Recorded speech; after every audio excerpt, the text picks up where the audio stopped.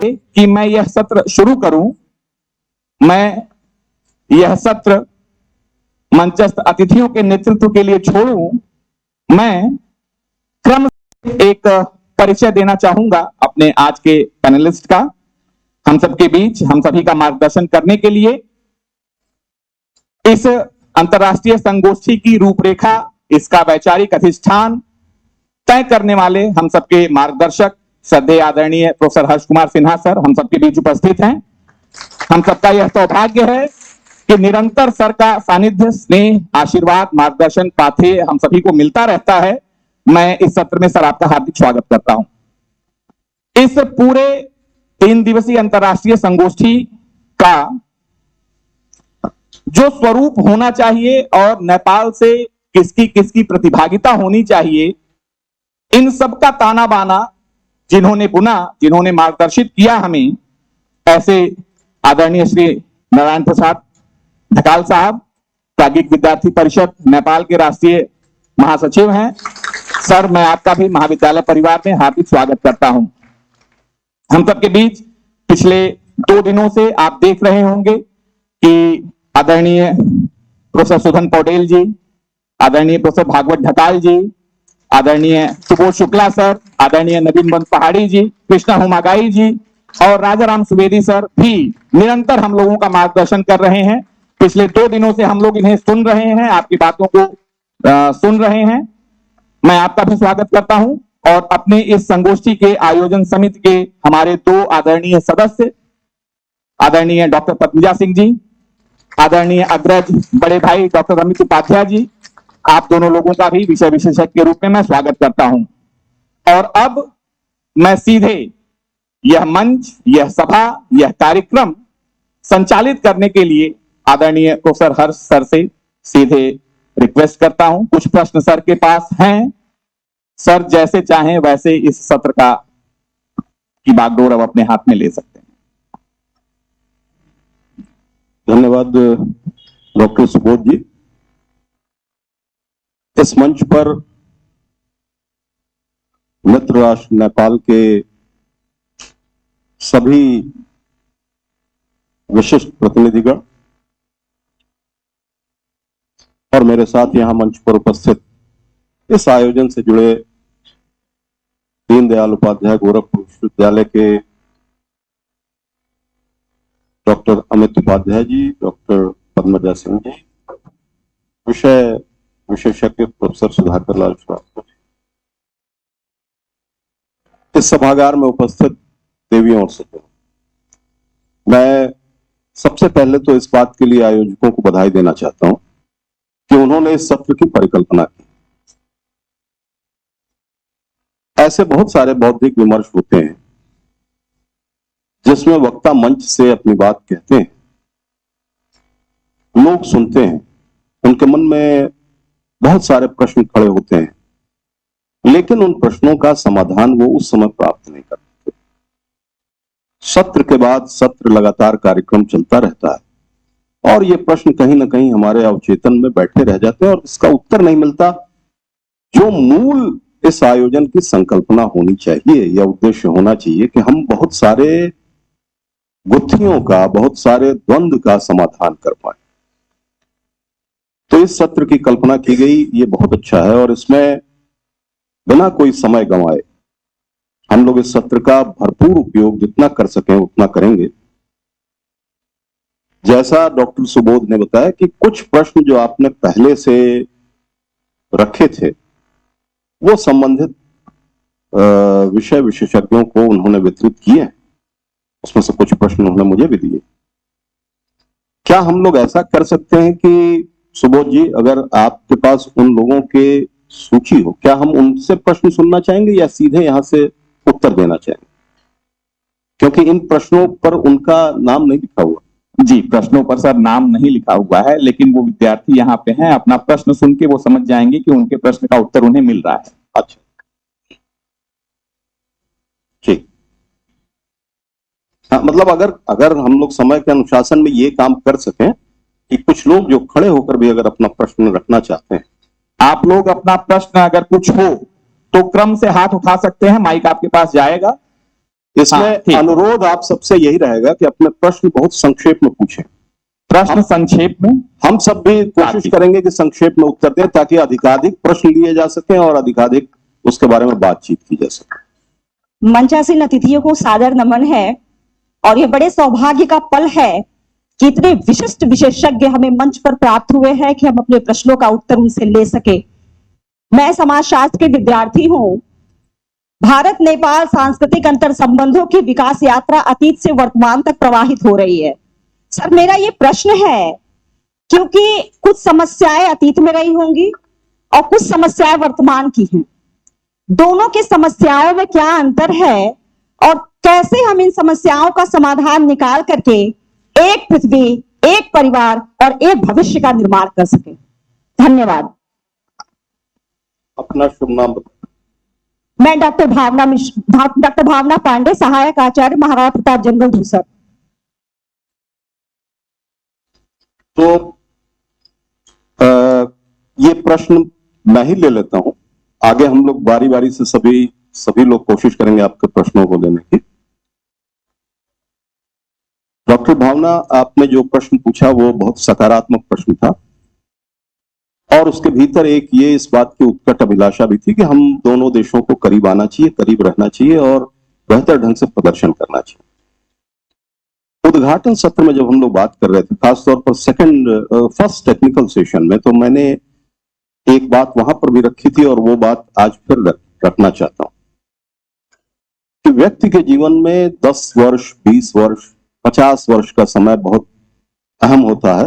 हो सकता है उससे उसका जीवन प्रभावित हो, लेकिन जब हम लोग दो राष्ट्रों के संबंध की बात करते हैं तो उसमें 10, 20 और 50 वर्षों के किसी कालखंड का उतना महत्व नहीं होता।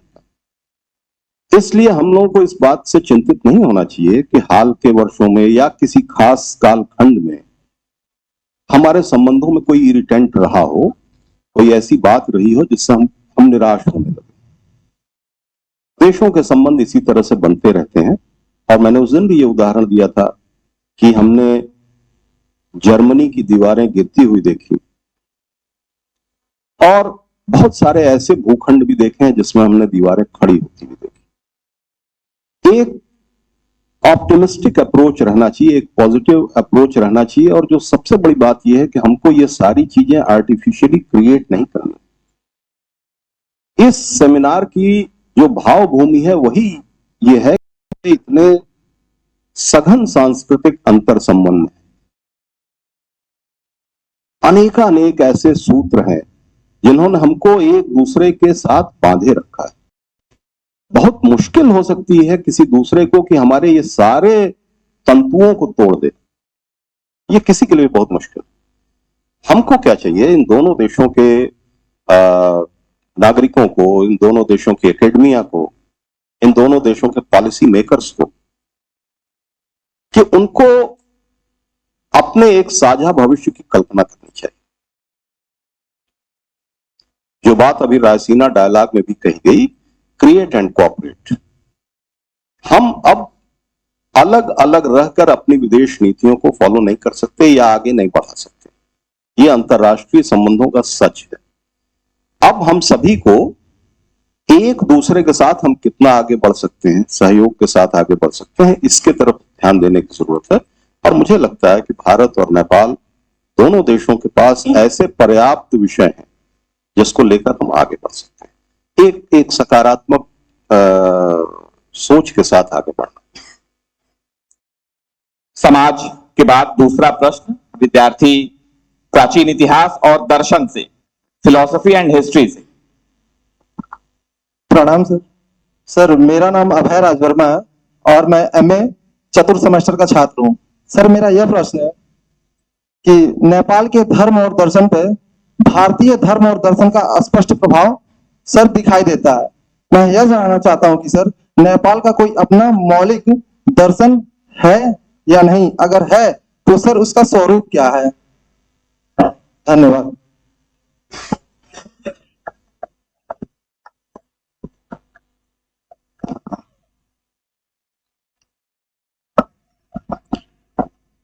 धन्यवाद प्रश्नकर्ता विद्वान को।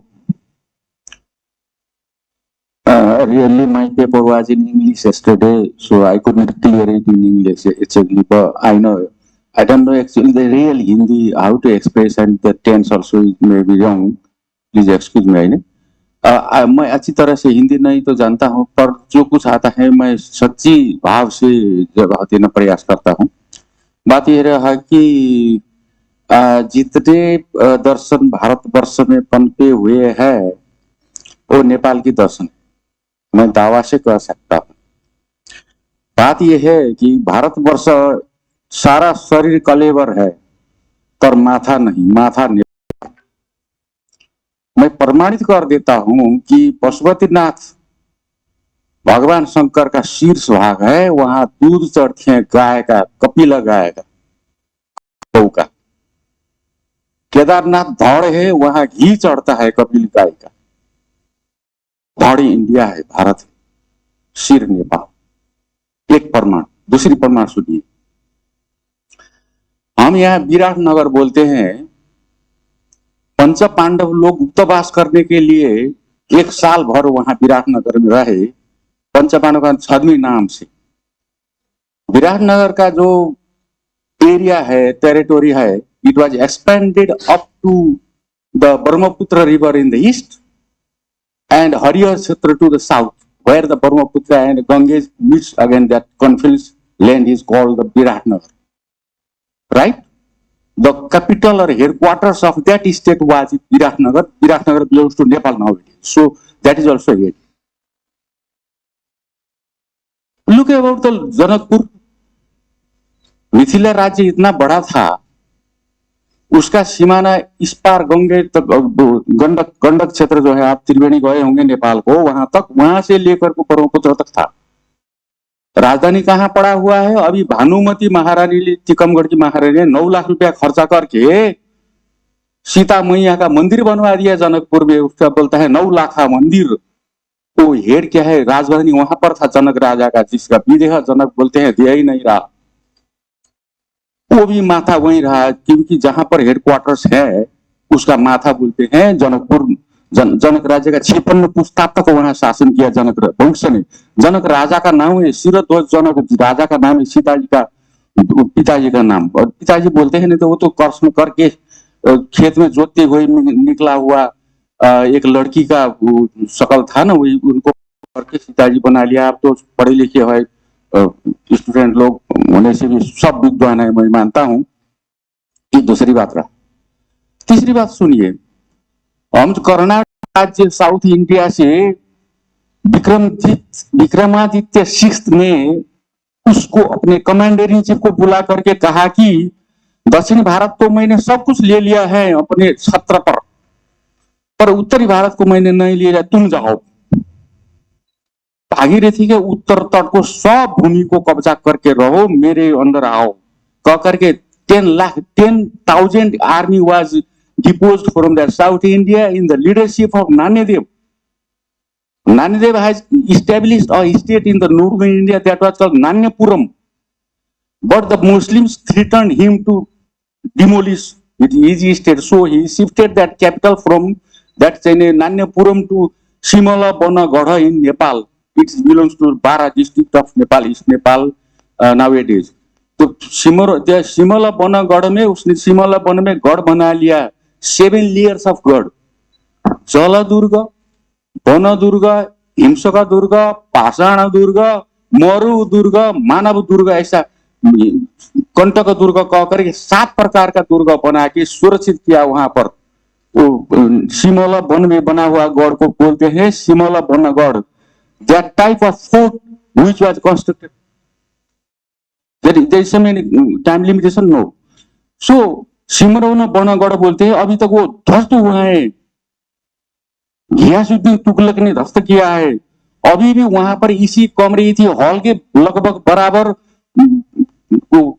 खराब किया हुआ चावल है वहां, आप मुट्ठी भर कर ले आ सकते हैं यदि विजिट किए तो। ये भी वहां का सिमरौनगढ़ का राजधानी भी वही, ये सब नान्यपुरम का राजधानी और कर्नाटक का राजधानी भी नेपाल में रहा, इसलिए वो भी माथा हो गया और बॉडी से इंडिया। उसके बाद फिर सुनिए कपिल वस्तु की बात। Lord Buddha is the symbol of peace, star for Asia. का जन्म नेपाल में हुआ, लुम्बिनी उपवन में, बगैंचा में। कपिलवस्तु उसका राजधानी रहा। वहां संघ सिस्टम था, रिपब्लिकन मोनार्किकल सिस्टम था। वो हम हिस्ट्री पढ़ाते हैं, एमए को पीएचडी को, बात दूसरा है। बात यह है कि अभी भी पढ़ा रहा हूँ मैं विजिटिंग प्रोफेसर होकर के अभी नेशनल लॉ कॉलेज में, काठमांडू के कॉलेज में पढ़ा रहा हूँ 73 साल 7 साल से। जब मैं university, Tribhuvan university head of department रह करके, वो सेंट्रल डिपार्टमेंट कीर्तिपुर, वहां रह करके रिटायर हो गया 7 साल पहले। 7 साल रिटायर होने के बाद वहां पढ़ा रहा हूँ मैं, हिस्ट्री ही पढ़ा रहा हूँ, लीगल हिस्ट्री। अब कैसे लीगल का विकास हुआ, दूसरी एस्पेक्ट है। बात यह है कि अब रहा कपिलवस्तु भी राजधानी रहा। एक दूसरा है, और को खस राज्य बोलते हैं। प्रख्यातम ही सपाद लक्ष्य शिखरिस मापाल चूड़ामणि श्रीमद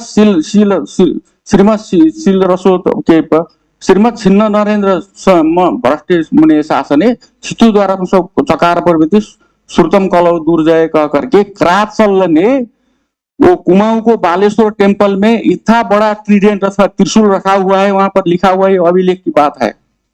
तो उसका राजधानी भी नेपाल जुम्ला को सिंजा में रहा। That was an empire. It was extended up to 1,25,000 hills was under him. 1,25,000 चोटियों को, पहाड़ों को अपने कब्जा में लेने वाला खस मोहल्ला बोलते हैं, उसका राजधानी भी जुमला को सिंजा में रहा। इसीलिए नेपाली माथा है। Thank you very much. If you धन्यवाद सर। More query, I will try my best to answer you. Thank you. अगला प्रश्न राजनीति के क्षेत्र से है। अपना संक्षिप्त परिचय देकर के सीधे प्रश्न। मेरा नाम भानु प्रताप सिंह है। मेरा जो प्रश्न है वो इतिहास को देखते हुए राजनीति पे आता है। सर, हम देखते हैं ग्वादर पोर्ट पाकिस्तान, उसके बाद से हम्बन टोटा पोर्ट श्रीलंका। जैसे चाइना अपना चाल चल के वहां अपनी मनचाही राजनीति कर रहा है, ठीक इसी तरह पोखरा हवाई अड्डा बना जिसमें चीन भारी मात्रा में सहयोग किया है, और उसके बाद से धीरे धीरे नेपाल और भारत का संबंध बिगड़ रहे हैं। सर, हम देख रहे हैं कि भारत नेपाल के साथ संबंध तोड़ने की कोशिश की जा रही है। रोटी बेटी का सिद्धांत हम कब तक रखेंगे? अब समय है अतीत से नवीन उदाहरण पेश करने का और नया कुछ इसमें भारत नेपाल संबंध स्थापित करने का। इसमें आपकी सर ये राय जानना चाहते हैं। इनका सीधा प्रश्न कुछ नहीं है। बहुत अच्छा प्रश्न आपने पूछा है, और ये निश्चित तौर पर भारत के लिए भी थोड़ी चिंता का विषय हो जाता है, क्योंकि 1950 का जो हमने संधि भारत और नेपाल के बीच में किया था, treaty of friendship and peace and friendship between Nepal and India, उससे हमारे संबंध, वैसे तो हमारा ऐतिहासिक संबंध बहुत मजबूत रहा है भारत से, लेकिन 1950 के इस ट्रीटी के बाद लगातार हमारे संबंध हमेशा से बेहतर रहे हैं। लेकिन जो आपने प्रश्न किया, ये मैं तो सीधा सुबोध जी इस प्रश्न को मानता हूं। आपने कहा घुमा के नहीं किया, बिल्कुल सही प्रश्न किया। लेकिन चाइना की जो पॉलिसी रही है कि छोटे छोटे जो इस तरह के देश हैं उनको काफी मात्रा में ऋण देकर और धीरे धीरे जब वो ऋण चुका नहीं पाते हैं तो उनके जो बंदरगाह या इस तरह की छोटी छोटी चीजों पर अपना कब्जा करते हैं, ये कहीं ना कहीं इसी तरह के कुछ पॉलिसी नेपाल के लिए भी चाइना ने किया, क्योंकि नेपाल सामरिक दृष्टिकोण से बफर स्टेट का काम करता है भारत और चाइना के बीच में। तो चीन कहीं ना कहीं नेपाल में अपने संबंध अच्छे बनाकर वो कहीं ना कहीं भारत की तरफ ही देखता है, क्योंकि भारत की और नेपाल की जो बाउंड्री है वो सीधे सीधे प्रत्यक्ष तौर पर ओपन बाउंड्री है। और जो हमारे 32,000 अभी भी हमारे जो गोरखा रेजिमेंट में नेपाली लोग काम करते हैं, 80 लाख नेपाली भारत में रहते हैं, तो आप समझ सकते हैं कि हमारे संबंध कितने प्रगाढ़ हैं। कुछ अभी दिनों पहले जो चाइना ने पॉलिसी एडॉप्ट किया नेपाल के प्रति, उससे कहीं कहीं भारत की चिंता बढ़ी है। जैसे PRI की पॉलिसी, जो वन बेल्ट रोड इनिशिएटिव की जो पॉलिसी है, और धीरे धीरे काफी जगहों पर नेपाल में चाइना के द्वारा निवेश को बढ़ा देना, रक्षा बजट में चाइना की मदद करना, और इसके साथ साथ किसी न किसी रूप में चाइना के जो स्टूडेंट्स हैं उनको काफी हद तक सुविधाएं देकर, खासकर पहाड़ी बेल्ट पे अपने जो नीतियां हैं उसके प्रति आकर्षित करना, यह दर्शाता है कि कहीं ना कहीं हम चाइना की जो इनिशिएटिव है नेपाल के अंदर अपने रिलेशंस को मजबूत करने की, वो भारत के लिए चिंतनीय है। लेकिन इसके लिए भारत भी लगातार प्रयास कर रहा है, क्योंकि 2015 में थोड़ा हमारा संबंध डगमगाया, जो इंडो नेपाल का जो संबंध है, क्योंकि कहीं कहीं आरोप लगा दिया गया कि कॉन्स्टिट्यूशन मेकिंग में भी नेपाल के इंडिया का इंटरफेरेंस हो रहा है। तमाम तरह के इस तरह के आरोप लगाए गए, उसमें चाइना का बहुत बड़ा रोल रहा है।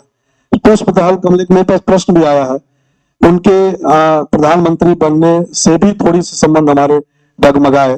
तो बीच में किसी भी देश में इस तरह की चीजें, क्योंकि कभी भी हमारा रिलेशन कॉर्डियल हमेशा रहे, ये हम मानते हैं कि हम दो देश नेशनल इंटरेस्ट को ही हमेशा दृष्टिगत रखते हुए अपने संबंध को स्थापित करते हैं। तो ये बनते बिगड़ते रहते हैं, इससे हमको बहुत चिंतित होने की जरूरत नहीं है।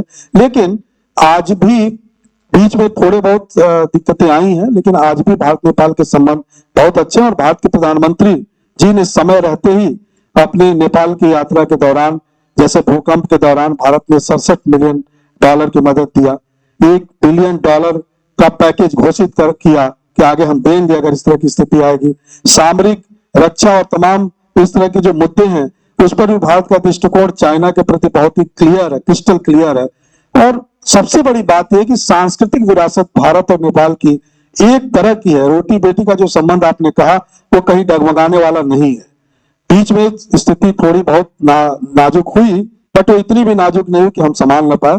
और दो भाइयों के बीच हमेशा संबंध अच्छे रहे, ये आप कल्पना भी नहीं कर सकते। रिश्ते खराब होते तभी रिश्ते अच्छे होते। तो इंटरनेशनल रिलेशन में कहा जाता है देयर इज, हमारे राजनीति शास्त्र में there is no permanent friend and foe in politics. राजनीति में स्थायी शत्रु और मित्र कोई होता नहीं। अब एक बड़े भाई के रूप में भारत को हमेशा नेपाल की तरफ सकारात्मक दृष्टिकोण से हम देखते रहे और देखते रहेंगे। जो भी मदद छोटे भाई को हमेशा बड़ा भाई देता है वो हमें करना चाहिए। थोड़ी हमारी नीतियों में जरूर, क्योंकि क्रिटिकल एस्पेक्ट है, तो मैं कह सकता हूं कि जो हम पैकेज घोषित कर रहे हैं या जो हमारे अभी जो थोड़े प्रॉब्लम्स जो आई, जैसे लिपुआ धारा, इसके बाद आपने देखा कि कई 2019 में नेपाल के मानचित्र पर उसको प्रदर्शित किया जाना, तो ये थोड़ा सा हमारे लिए समस्या उत्पन्न हुई थी। लेकिन बातचीत से बायलैटरल जो हमारी ट्रीटी है, हमारी डायलॉग से निरंतर होते रहना चाहिए। हमें जो पैकेज देना है नेपाल को हमेशा देते रहना चाहिए।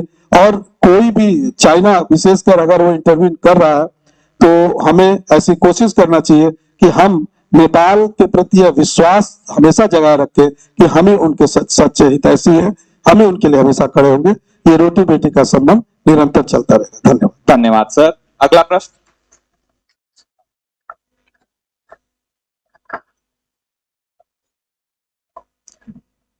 प्रणाम सर, हमारा नाम विकास चौधरी है। मैं एमए चतुर्थ सेमेस्टर का छात्र हूं और साथ में सर लघु शोधार्थी भी हूं। तो मेरा प्रश्न ये है कि सर अतीत काल से जो भारत नेपाल का संबंध चलता चला आ रहा है और आगे भविष्य में ऐसा चलता रहे, तो हम शोधार्थियों को ऐसे किस विषय पे शोध कार्य करने चाहिए कि जो रोटी बेटी का संबंध जो चलता आ रहा आगे चलता रहे, इसमें कोई भी मनमुटाव ना हो। तो सर क्या हम कर सकते हैं? हमारा मूल प्रश्न सर प्रोफेसर ढकाल सर से है, तो मैं चाहूंगा सर। धन्यवाद विकास चौधरी भाई।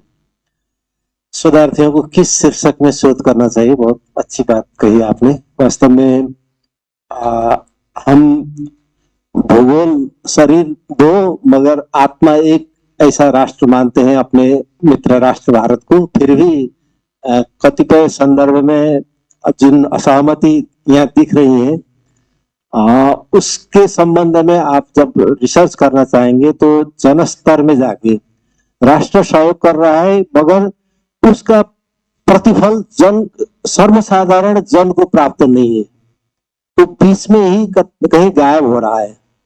यहाँ भी मोदी जी का एक भाषण सुना था, 1 रुपए भेजते हैं तो 15 पैसे जो है संबद्ध ठाव में पहुंचते हैं, ऐसा मैंने उनके भाषण में 1-2 बार सुना है। उसी तरह से यहाँ से भेजे गए पैसे अथवा सामग्री जिस वर्ग को, जिस समूह को पहुंचना चाहिए, जिस लाभार्थी के लिए यहाँ से सद्भाव रख के दिया गया है, वो वहां पहुंच नहीं पा रहा है। इसके कारण जन स्तर पे, जनता के, सर्वसाधारण के मन में भारत के प्रति जो सम्मान, जो आदर, जो इज्जत होना चाहिए, उसमें थोड़ा कमी देखा जा रहा है। अतः आप ऐसा शोध करें कि फील्ड विजिट कर सर्वसाधारण विभिन्न क्षेत्र, नेपाल के 7 प्रांत हैं, वहां के पहाड़, हिमाल, तराई सभी क्षेत्र के व्यक्ति भी समेटे जा सके।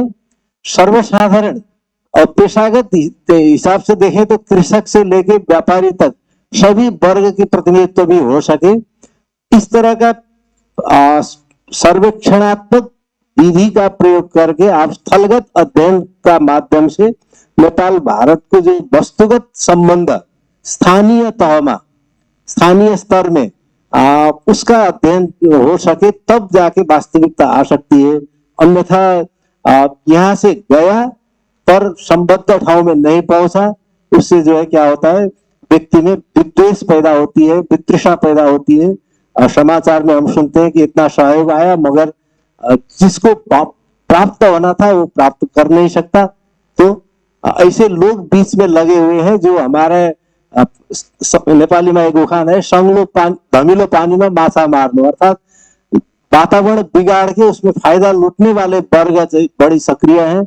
इसके चलते नेपाल भारत के संबंध में कुछ आशंकाएं हैं। इसको इतनी गहराई से आप लोग बिल्कुल मत लेना। मैंने परसों एक मधुमक्खी का उदाहरण दिया था, उसको ध्यान रखिएगा। स्वयं बुझ कर, स्वयं जानकर, जितना यहाँ आप लोग चिंता कर रहे हैं चाइना का अथवा हवाई पोखरा हवाई अड्डे का प्रसंग अभी आया पिछले वक्ताओं ने, उतना कुछ नहीं है। भारत के संबंध, भारत के साथ के संबंध पृथक है, चाइना के संबंध पृथक है। इसको चाहे आप लोग मध्यनजर। ये धर्म और दर्शन को संदर्भ में भी एउटा कुरा आएको थियो। वास्तव में जो दर्शन को संदर्भ को भी मैं एक वाक्य ही बोलता हूँ।